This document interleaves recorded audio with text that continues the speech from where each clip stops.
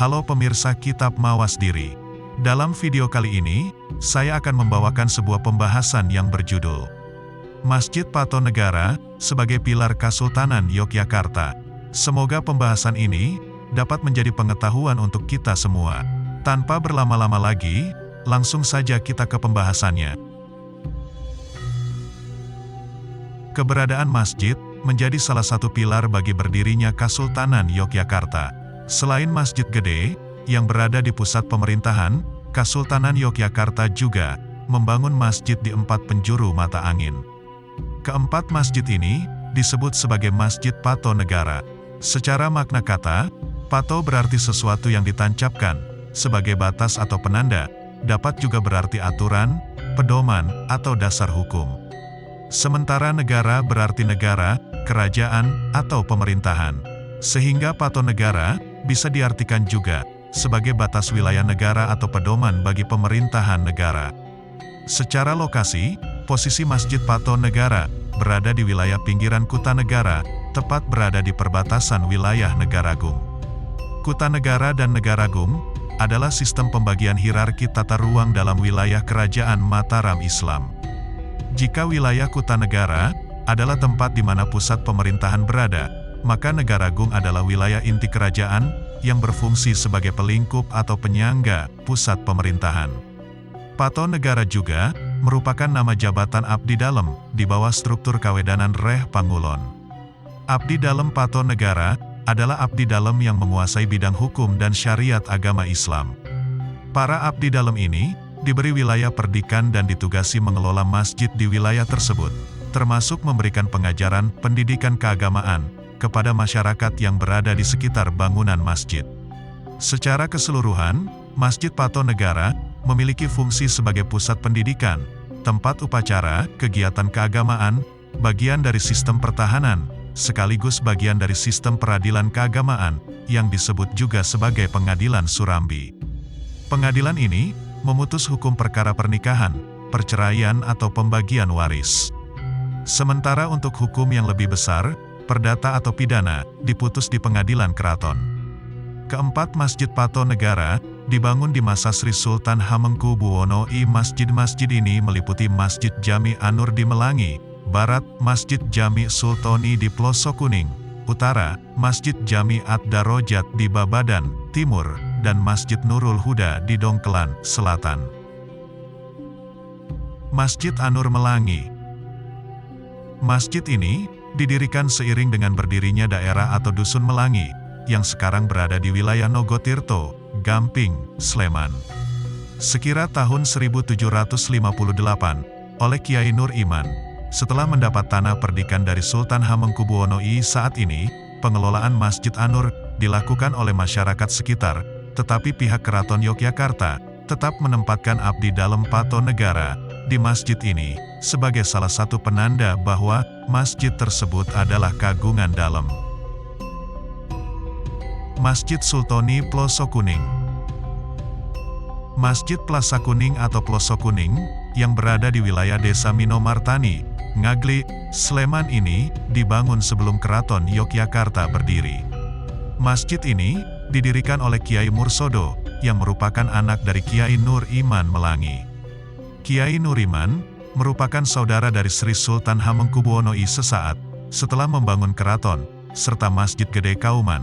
Sri Sultan Hamengkubuwono I memindahkan Masjid Plosok Kuning ke tempat yang saat ini menjadi lokasi Masjid Pato Negoro Plosok Kuning. Masjid Pato Negoro Plosok Kuning dipindah dan dibangun ulang setelah pembangunan Masjid Gede Kauman. Sehingga bentuk masjid tersebut meniru Masjid Gede Kauman.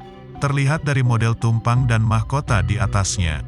Ciri khas Masjid Plosok Kuning ini adalah adanya kolam yang mengelilingi masjid untuk membasuh kaki, karena untuk menyesuaikan kebiasaan masyarakat waktu dahulu yang beraktivitas sehari-hari tanpa alas kaki.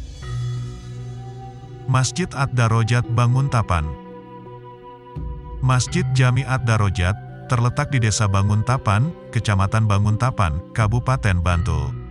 Masjid yang dibangun pada tahun 1774 ini pernah mengalami penggusuran pada tahun 1943 karena lokasi masjid pada saat itu akan digunakan untuk perluasan pangkalan udara tentara Jepang. Setelah Indonesia merdeka, masjid ini dibangun kembali di lokasi yang sama pada tahun 1960. Masjid Nurul Huda Dongkelan. Masjid ini terletak di wilayah Kauman, Dongkelan. Secara administratif, berada di Desa Tirtonirmolo, Kasihan, Bantul. Masjid yang dibangun oleh Kiai Sihabuddin pada tahun 1775 ini pernah dibakar oleh Belanda pada masa Perang Diponegoro, karena dianggap sebagai tempat berkumpulnya para pejuang pengikut Diponegoro. Lalu, pada awal abad 20, masjid itu diperbaiki bangunannya oleh Sultan Hamengkubuwono ke-7. Masjid Taqwa Wonokromo. Masjid Taqwa merupakan yang terbesar di antara masjid-masjid Pato Negara yang lainnya. Ini adalah masjid satu-satunya yang bukan merupakan penjaga mata angin. Pendirian Masjid Taqwa tidak dapat dipisahkan dari tokoh bernama Kiai Muhammad Faqih. Dia adalah seorang guru agama Islam yang bertempat tinggal di Desa Ketonggo. Kiai Muhammad Faqih juga dikenal senang membuat welid, atap rumbia yang terbuat dari daun ilalang, bukan dari daun tebu. Hal inilah yang menyebabkan dirinya memiliki nama lain, Kiai Welid.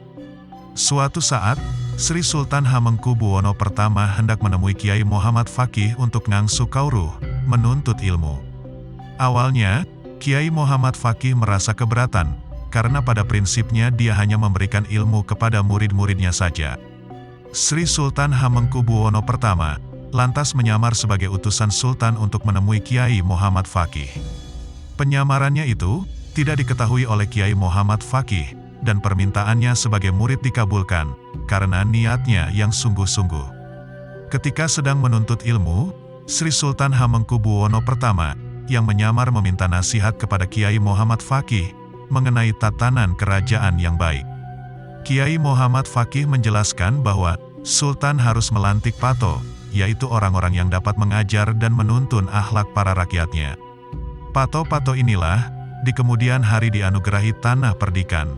Selain itu, Kiai Muhammad Faqih juga memberikan saran agar Sultan juga melantik kentol, kepala desa, yang karena tugasnya diberikan tanah pelunggu. Sri Sultan Hamengkubuwono pertama yang melakukan penyamaran, selanjutnya meminta izin kepada Kiai Muhammad Faqih kembali ke Kasultanan untuk menyampaikan saran-saran tersebut. Sri Sultan Hamengkubuwono pertama akhirnya melantik dan membuat pato-pato yang ditempatkan di Melangi, Ploso Kuning, Babadan, Gendong Kuning, Ringin Sari Getan, Demak Ijo, Klegum, Godean, dan Jumeneng. Sebagai ungkapan rasa syukur, Sri Sultan Hamengkubuwono pertama mengutus para pengawalnya untuk menjemput Kiai Muhammad Faqih di Desa Ketonggo dan Kiderpoyudo di Laweyan, Surakarta agar melaksanakan salat Jumat di Masjid Agung Yogyakarta. Setelah melaksanakan salat Jumat, Sri Sultan Hamengkubuwono pertama melakukan pertemuan dengan keduanya untuk membahas tatanan kerajaan. Saat itulah, Sri Sultan Hamengkubuwono pertama mengakui bahwa dirinya pernah menyamar sebagai utusan agar bisa menjadi murid Kiai Faqih Muhammad. Selain itu, Kiderpoyudo juga memberikan keterangan kepada Sri Sultan Hamengkubuwono pertama bahwa Kiai Faqih Muhammad putra menantu dari anak sulungnya. Dengan kata lain, Kiai Muhammad Faqih adalah kakak ipar dari Sri Sultan Hamengkubuwono pertama, sebab Sri Sultan Hamengkubuwono pertama adalah menantu Kiderpoyudo dari putrinya yang kedua. Sejak saat itulah, Sri Sultan Hamengkubuwono pertama begitu welas asih kepada Kiai Muhammad Faqih. Selain sebagai kakak iparnya, dia juga menjadi gurunya. Hal inilah yang menyebabkan Kiai Muhammad Faqih dipanggil Ngabiyantoro menghadap ke keraton. Pada 1701, Kiai Muhammad Faqih dilantik menjadi kepala pato dengan candra sengkala nyata luhur Pendita Ratu, dan dianugerahi tanah perdikan di sebelah selatan Ketonggo yang berupa hutan. Dikarenakan hutan tersebut banyak ditumbuhi pohon awar-awar, maka daerah tersebut disebut dengan alas awar-awar.